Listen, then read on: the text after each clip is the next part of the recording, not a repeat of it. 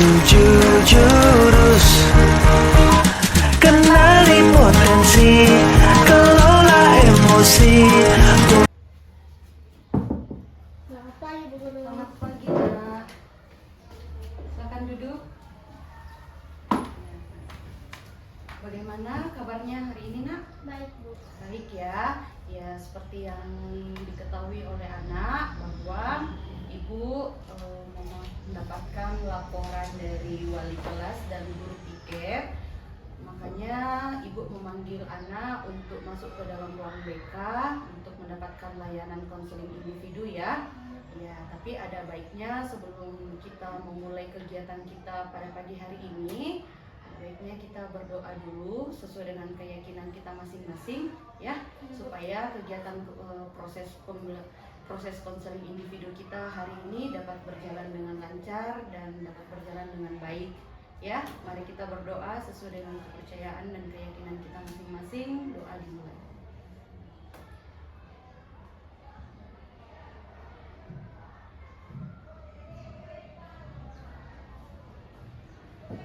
Doa selesai. Ya. Bagaimana kabarnya hari ini, Nak? Baik, Bu. Baik ya. Ya, mungkin tadi sepanjang perjalanan anak dari kelas ke ruang BK mungkin sudah tahu ya tujuan Ibu kenapa memanggil anak ke dalam ruangan. Ya. Ya, untuk mendapatkan layanan konseling individu. Tapi sebelumnya mungkin ada baiknya dulu anak mengetahui apa sebenarnya yang akan kita lakukan dalam konseling individu itu ya. Ya, konseling individu sendiri itu sebenarnya bagaimana caranya kita untuk bisa mendapatkan solusi dari masalah yang dihadapi oleh konseli atau siswa ya.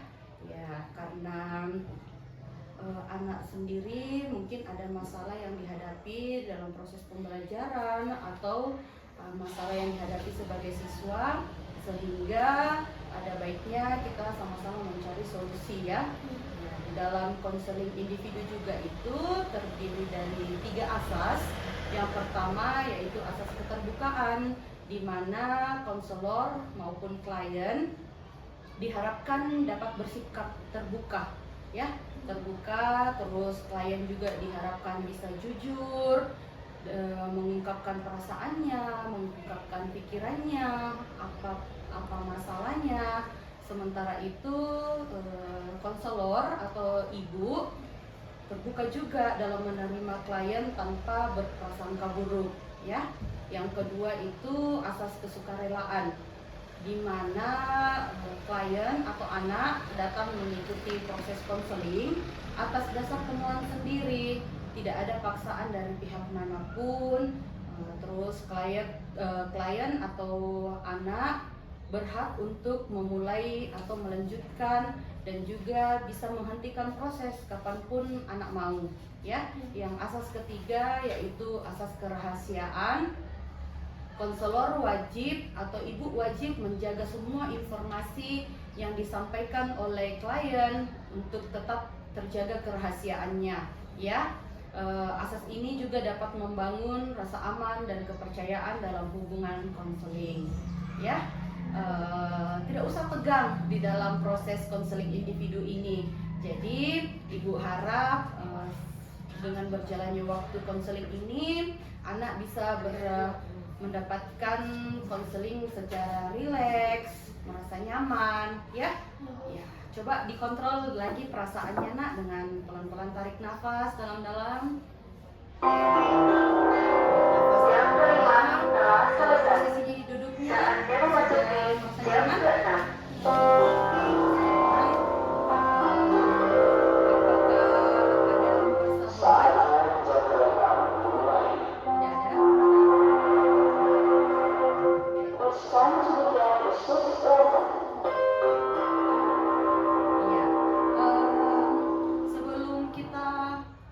Konseling individu ini ada baiknya kita membuat kesepakatan waktu dulu ya Nak ya. Ya, untuk konseling individu itu kita menggunakan waktu 30 menit ya. Ya, jadi 30 menit ke depan kita akan melakukan konseling individu, menemukan permasalahan dan solusi dari masalah yang dihadapi oleh anak. Ya, bisa ya Nak ya? Ya, di sini ada lembar persetujuan yang anak akan isi dan mungkin anak bisa bacakan supaya kita bisa sama-sama melaksanakan konseling individu dengan baik. Silakan. Surat permintaan persetujuan. Saya yang bertanya ini nama 90012 Desa Pelangi Perempuan, alamat Ulusalu. Saya yang tersebut di atas menyatakan setuju dan bersedia untuk terlibat dan berpartisipasi aktif sebagai peserta konseling individu dari awal sampai akhir proses konseling. Konseling individu tersebut akan dilaksanakan oleh Ibu Anissa Dwi Rizky Raterino, SPD, selaku guru bimbingan dan konseling. Dalam kegiatan ini, saya telah menyadari, memahami, dan menerima bahwa saya bersedia terlibat penuh dan aktif selama proses konseling berlangsung. Saya diminta untuk memberikan informasi yang sejujur-jujurnya terkait dengan masalah yang saya hadapi. Identitas dan informasi yang saya berikan akan dirahasiakan dan tidak akan disampaikan kepada umum. Saya menyetujui adanya perekaman selama proses konseling berupa tulisan, rekaman, percakapan, dan dokumentasi lainnya selama proses konseling berlangsung dengan jaminan informasi pribadi saya dirahasiakan. Guna menunjang kelancaran proses yang akan dilaksanakan, maka segala hal yang terkait dengan waktu dan tempat akan disepakati bersama. Saya dalam keadaan sadar dan tidak ada paksaan dalam pihak manapun dalam menandatangani surat persetujuan ini, sehingga saya bersedia untuk mengikuti kegiatan konseling individual dari awal sampai selesai. Oke, sudah dibaca ya Nak ya? Berarti tidak ada permasalahan lagi ya? Ya, terima kasih. Ya, mungkin dari awal ketika anak dipanggil untuk masuk ke dalam ruang BK, mungkin sudah mengetahui ya kira-kira permasalahan apa yang akan ditangani di dalam ruang BK ya, seperti informasi yang diberikan oleh wali kelas dan juga guru piket serta guru mata pelajaran yang menangani anak dalam proses pembelajaran, bahwa ternyata anak sering terlambat datang ke sekolah ya. Kira-kira perhitungan dari guru piket sudah sampai 3-4 kali melakukan pelanggaran terlambat. Apakah betul yang dikatakan oleh wali kelas dan guru piket Nak? Betul, Bu. Betul ya, sesuai dengan yang disadari oleh anak bahwa sudah berapa kali pelanggaran yang dilakukan? 3 atau 4 kali. Memang benar ya, 3-4 kali ya. Iya. Kira-kira 3-4 kali pelanggaran terlambat yang dilakukan oleh anak, kira-kira penyebabnya karena apa Nak? Kalau Ibu boleh tahu. Lambat bangun, Bu, atau mengendari kendaraan. Lambat bangun atau tidak ada kendaraan ya? Iya, Bu. Iya. Ke sekolah selama ini dengan siapa Nak? Kadang sama teman, Bu. Kadang sama teman ya? Iya. Kalau dengan teman menggunakan transportasi umum atau transportasi pribadi? Pribadi, Bu. Pribadi ya, berarti satu kendaraan berdua dengan temannya ya. Ya, kalau di rumah sendiri tidak ada kendaraan pribadi Nak? Ada, Bu, cuma satu. Cuma satu. Iya, Bu. Terus yang satu itu digunakan oleh siapa? Untuk Bapak. Oleh Bapak ya. Oh iya, berarti kendaraan pribadinya hanya satu dan digunakan oleh orang tua untuk berangkat kerja. Iya, Bu. Ya, untuk posisi lokasi kerja orang tua dan anak sendiri apakah searah atau tidak searah? Tidak searah, Bu. Tidak searah ya. Ya, berarti di sini permasalahannya karena tidak adanya kendaraan ya yang bisa digunakan secara pribadi. Terus permasalahan terlambatnya apa ada faktor lain lagi nak? Lambat bangun, Bu. Lambat bangun. Iya, bangunnya jam berapa kira-kira? Setengah 7. 6:30 ya. Iya, berarti karena lambat bangun, 6:30 baru bangun, otomatis tidurnya juga lambat ya. Lambat juga ya. Iya. Berarti kalau ibu boleh tahu di sini, kalau ibu dapat simpulkan ya, maaf kalau ibu boleh simpulkan, berarti di sini akan permasalahan dari pelanggaran terlambat yang dilakukan oleh anak itu karena pertama lambat bangun, dan yang kedua transportasi ke sekolah yang terbatas ya. Kalau boleh ibu tahu, boleh tidak ibu diceritakan tentang kesehariannya anak, mulai dari bangun tidur, terus kegiatan sehari-harinya seperti apa, tidurnya jam berapa, terus bangunnya juga jam berapa, kalau boleh ibu tahu ya. Coba diceritakan nak. Bangun setengah 7. Iya, Siap ke sekolah jam 7 pas. jam 7 pas ya. Iya, sedangkan kita masuk di sekolah jam 7.15. 7:15 ya. Iya, terus Tunggu teman lagi. tunggu teman lagi. Temannya biasa datang jam berapa nak? Hampir setengah 8, Bu. Setengah 8 ya. Iya. Jadi sudah otomatis terlambat ya. Iya, Bu. Ya, terus Pas sampai di sekolah pulang lagi jam 1, Bu. jam 1 ya. Terus Dari ganti baju siap-siap lagi kerja dari jam 2 sampai jam 5. kerja. Kalau boleh ibu tahu kerjanya apa nak? Bantu orang tua kasih makan ternak, beberes rumah. Oh iya. Terus setelah melakukan aktivitas kerja di rumah, Mandi, Bu. mandi. Mandi habis itu makan terus belajar Ya, belajarnya jam berapa nak? dari jam 7 sampai jam 8, Bu. Jam 7 sampai jam 8 malam ya. Setelah belajar, aktivitas apa yang dilakukan oleh anak? Main handphone, Bu. Main handphone. Kalau aktivitas di handphone biasa untuk apa? Main game, Bu. Main game ya. Itu kalau main gamenya dari jam berapa sampai pukul berapa? Dari jam 9 sampai jam 1 atau 2. Wah, sampai jam 1 malam ya. Ya, jadi otomatis waktu tidurnya juga terlambat ya. Berarti bisa ibu simpulkan waktu tidurnya itu dimulai dari pukul 2 pagi hari. Iya, Bu. Ya, terus berarti akan mempengaruhi waktu bangun tidurnya, sehingga bangun tidurnya itu jam setengah 7. Ya, dari keseharian yang diceritakan oleh anak bahwa ternyata kurangnya manajemen waktu ya yang dilakukan oleh anak. Kira-kira dari keterlambatan, dari pelanggaran terlambat yang dilakukan dengan siklus yang 3-4 kali dalam seminggu ini, ada tidak dampak negatif yang dirasakan oleh anak? Ada, Bu. Ada ya. Boleh tidak diceritakan ke ibu kira-kira yang dirasakan oleh anak itu dampak negatif karena sering terlambat itu apa? Nilai jadi rendah dan kadang dihukum. Nilai jadi rendah dan kadang dihukum. Iya. Terus hukuman yang diberikan oleh guru kalau terlambat apa? Bersihkan WC, Bu. Bersihkan WC. Ya. Ada tidak yang dirasakan sekarang kalau nilainya sudah berkurang atau turun? Ada, Bu. Ada ya. Di mata pelajaran apa nak? Kalau boleh ibu tahu? Matematika. Matematika ya. Ya. Menurut informasi yang ibu dapatkan bahwa untuk semester lalu anak itu merupakan peringkat dalam kelas ya. Iya, Bu. Peringkat berapa nak dalam kelas? 2, Bu. Peringkat 2 ya.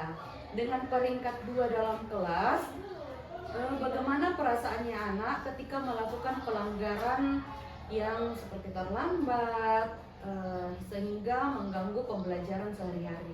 Malu. Malu ya. Ya, terus perasaan malu itu ada tidak ya keinginan untuk kayaknya saya sudah harus berhenti melakukan pelanggaran ini? Ada, Bu. Ada. Terus nilai yang sekarang didapat kan kita sementara pembelajarannya, ada tidak ketinggalan pelajaran karena terlambat? Ada, Bu. Ada. Terus bagaimana caranya anak untuk mengejar ketertinggalan karena terlambat? Jam istirahat dikerjakan. Jam istirahat dikerjakan ya. Sedangkan tugas-tugas yang dikerjakan di rumah apakah terselesaikan atau tidak nak? Terselesaikan. Ya, berarti bisa ibu tanggapi bahwa karena keseringan terlambat yang dilakukan, jadi waktu istirahat di sekolah atau waktu untuk bermain dengan teman berkurang ya. Ya, karena mengerjakan ketertinggalan karena melakukan pelanggaran terlambat ya. Kira-kira dengan proses yang seperti itu yang anak lakukan, mengambil waktu istirahat untuk mengerjakan ketertinggalan materi, ada tidak rasa untuk ingin berubah? Pasti ada, Bu. Ada ya? Iya. Ya, untuk apa kira-kira rasa ingin berubah yang dalam diri anak rasakan? Agar menjadi murid yang teladan, Bu. Agar Menjadi murid yang lebih teladan. menjadi murid yang lebih teladan. Iya, teladan dalam hal apa nak? Teladan dalam hal apa nak? Bisa? Seperti yang tadi ibu sampaikan ya, bahwa kembali jadi untuk peringkat kedua ya. Iya, Bu. Iya, dan ibu juga dengar-dengar katanya anak ini mendapatkan prestasi di bidang non akademik. Iya, Bu. Di bidang apa nak kalau ibu boleh tahu? Badminton. Badminton. Sempat juara? Sempat. Sempat juara di tingkat kecamatan ya. Berarti boleh ibu bilang bahwa anak ini merupakan siswa yang berprestasi ya, merupakan siswa yang berprestasi dan juga mampu menjadi teladan bagi teman-temannya. Tapi ketika anak melakukan pelanggaran seperti terlambat, apakah teman-teman yang lain bisa menjadikan anak sebagai teladan? Tidak. Tidak ya. Iya, apakah ada keinginan untuk bahwa saya akan kembali menjadi anak yang bisa menjadi teladan, saya akan melakukan perubahan yang nyata, tidak melakukan pelanggaran terlambat lagi karena saya merupakan siswa yang berprestasi ya. Kira-kira ada tidak keinginan? Ada, Bu. Ada ya. Ya, kalau ada keinginan berarti ada tindakan ya. Jangan sampai keinginan hanya ditulis saja, tidak ada perubahan yang nyata yang bisa dilakukan untuk perubahan dalam diri sendiri ya. Iya, jadi kembali diri sendiri lagi bahwa perbuatan yang saya lakukan ini merugikan diri saya atau tidak? Merugikan, ya, merugikan diri sendiri. Merugikan orang lain tidak ini perbuatan terlambat? Merugikan ya. Ya, jadi dengan kesadaran yang anak rasakan, ibu harap karena merasa ternyata perbuatan saya ini merugikan diri saya sendiri, nilai saya mulai turun, prestasi non akademik saya juga sudah mulai berkurang karena kurangnya waktu latihan mungkin ya, karena kalau sudah pulang dari sekolah yang biasanya jadwalnya untuk latihan tapi digunakan untuk kegiatan di rumah seperti membantu orang tua, tidak ada salahnya. Cuma bagaimana caranya anak untuk bisa membagi waktunya lebih baik lagi ya. Ya, membagi waktunya lebih baik lagi. Terus ibu juga harap kedepannya tidak ada lagi pelanggaran yang dilakukan oleh anak ya. Di sini ibu akan memberikan surat persetujuan orang tua dari anak karena anak telah melakukan layanan konseling individu dengan ibu ya. Ibu harap dengan ibu memberikan surat persetujuan kepada orang tua, diharapkan orang tua dapat bekerja sama dengan pihak sekolah untuk membantu anak mengatasi permasalahan yang lagi dihadapi oleh anak ya. Ya, semoga dengan adanya surat persetujuan ini orang tua di rumah juga dapat mendukung program sekolah untuk bagaimana anak bisa tidak terlambat lagi datang ke sekolah. Jadi surat yang ini ibu minta tolong dibawa ke rumah dan ditandatangani oleh orang tuanya anak di rumah ya. Besok ibu tunggu untuk dibawa kembali ke sekolah ya nak ya. Ya. Selanjutnya karena anak sudah melakukan pelanggaran terlambat itu 3-4 kali dalam seminggu, ibu mau membuat sebuah kontrak perubahan. Boleh ya? Kontrak perubahan di mana ibu memberi jangka waktunya itu selama 2 minggu. Memberi waktunya selama 2 minggu.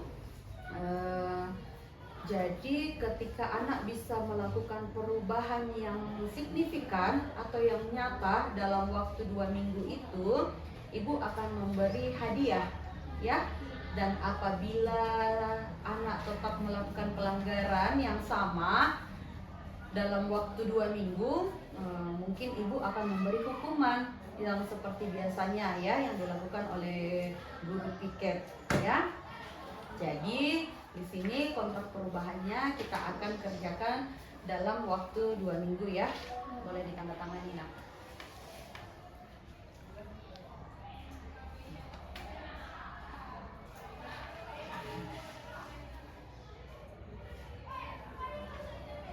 Oke. Di sini ibu sudah memegang surat kontrak perubahan, di mana kita memberi waktu 2 minggu ya nak ya. Ya, jadi ibu mohon kerjasamanya selama 2 minggu ini, apakah benar-benar ada perubahan atau tidak. Selanjutnya kontrak tingkah laku ya. Tadi itu kontrak perubahan, sekarang kontrak tingkah laku. Kontrak tingkah laku ini di mana anak bisa melakukan perubahan bukan hanya pada permasalahan atau pelanggaran terlambat, tapi perubahan tingkah laku atau aktivitas yang bisa berubah ya. Ya, nanti ibu akan berikan ini ketika anak bisa menuliskan kembali manajemen waktunya, mulai dari bangun tidur, apakah masih sama seperti yang tadi pagi yang tadi pertama disebutkan atau sudah ada perubahan ya. Ya, sudah ada perubahan atau tidak. Boleh dicatatkan nak. Silakan. Dimulai dari bangun tidur ya nak ya, sampai kembali ke rumah dan melakukan istirahat.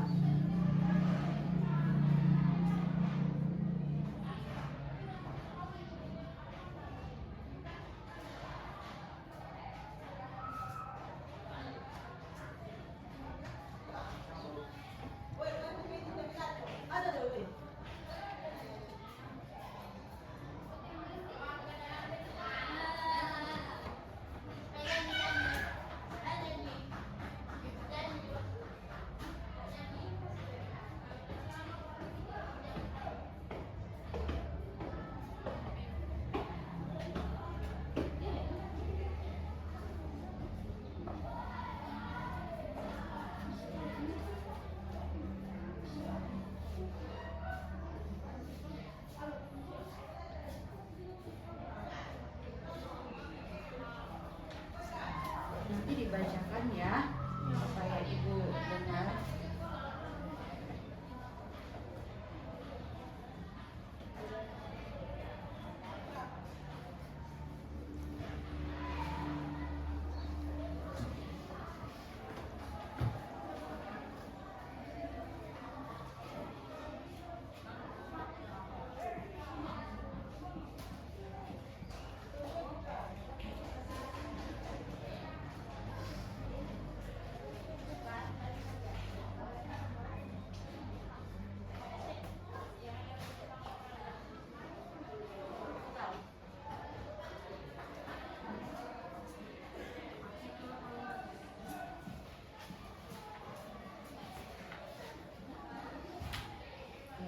Sudah? Sudah. Ya, bisa dibacakan, ibu dengar. Bangun tidur jam 5.30. Iya. Oh, sekarang bangunnya sudah 5:30 ya. Tadi bangunnya jam berapa? Setengah 7, berarti ada kemajuan. Baik, lanjut. Siap-siap ke sekolah jam 6. Jam 6, ya. Berangkat ke sekolah jam 6.15. Jam 6.15 sekarang ya, berangkat ke sekolah. Ya. Berarti ada kemajuan 1 jam ya, dari yang sebelumnya. Ya, baik nak. Kembali ke rumah jam 1. Ya, Bantu orang tua dari jam setengah 2 sampai jam 5. ya. Mandi jam setengah 6 dan makan malam. Malam. Belajar dari jam 7 sampai jam 8. Ya. Jam istirahat malam jam 9. Jam 9. Berarti sekarang ada kemajuan dari perubahan anak yang harus Ibu apresiasi, ya. Terus Ibu mau bertanya, kira-kira waktu untuk istirahat di jam berapa? Jam 9. Jam 9, jam istirahat. Terus ada tidak waktu untuk bermain HP sekarang? Ada Ada. Jam berapa nak? dari jam 8 ke selesai belajar. Jam 8. Untuk bermain game cukup 1 jam saja ya sekarang ya. Iya, karena anak sudah mampu untuk memanajemen waktu diri sendiri. Jadi Ibu kasih kontrak tingkah laku di mana Ibu harap apa yang dicatatkan oleh anak dapat berjalan mulai dari esok hari ya. Silakan nak. Tanda tangannya.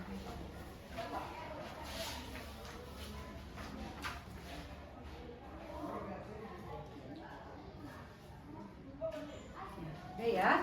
Ya, harapannya Ibu apa yang menjadi konseling individu kita hari ini, apapun yang Ibu sampaikan kepada anak ataupun harapan yang diberikan yang diharapkan oleh anak juga bisa kita lakukan bersama-sama ya nak ya. Jangan hanya sebuah lembar kertas saja yang dicatatkan oleh anak ingin berubah, tapi Ibu harap semoga mulai dari kembali ke rumah ataupun nanti kembali ke kelas kita bisa sama-sama melakukan perubahan ya. Sudah tidak ada lagi terlambat masuk sekolah ataupun terlambat masuk ke dalam kelas di jam pelajaran selanjutnya ya nak ya. Ya, jadi boleh tidak Ibu tanyakan kesimpulan dari pertemuan kita hari ini? Iya, Bu. Boleh? Ya, coba silakan. Saya mengerti bahwa keterlambatan adalah kebiasaan yang bisa dirubah. Keterlambatan yang bisa dirubah ya. Jadi sesuai dengan yang anak katakan bahwa keterlambatan itu bisa dirubah ya. Jadi Ibu harap keterlambatan hari ini menjadi keterlambatan yang terakhir ya. Ya, selanjutnya apalagi nak kesimpulannya? Datang tepat waktu sangat penting. Datang tepat waktu sangat penting ya. Boleh? Selanjutnya? Dimulai dari hal kecil seperti tidur lebih awal. Ya, seperti yang tadi sudah dikatakan dan sudah dicatat bahwa waktu tidur yang dilakukan oleh anak sudah berubah ya. Bukan lagi jam 2 tapi jam 9 malam ya. Di sini Ibu anggap bahwa anak dapat melakukan perubahan dengan mengatakan bahwa ternyata dengan tidur cepat itu juga bisa merubah kebiasaan datang terlambat ya. Di sini ada lembar evaluasi proses yang Ibu minta untuk anak isi ya. Di sini ada 5 aspek yang dinilai dari Ibu, bagaimana respon anak terhadap pelayanan Ibu hari ini ya. Silahkan dicentang nak.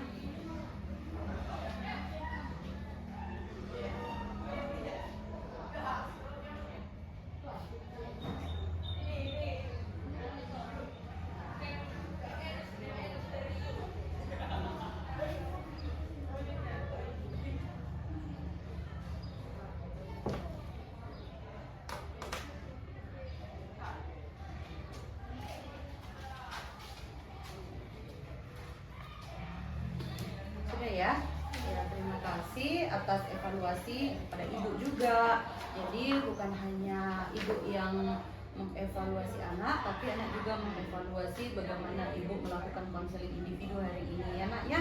Ya, jadi harapan kita sama-sama bahwa dengan adanya konseling individu seperti ini dapat memberikan solusi dari masalah yang dihadapi secara bersama-sama ya nak ya.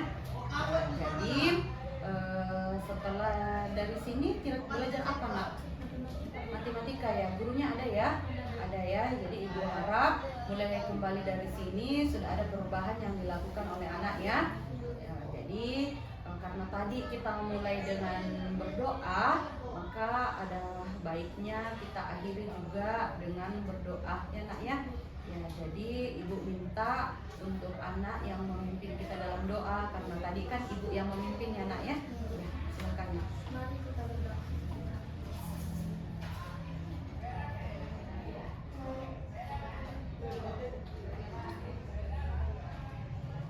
Doa semesta. Iya, sama-sama semangat ya.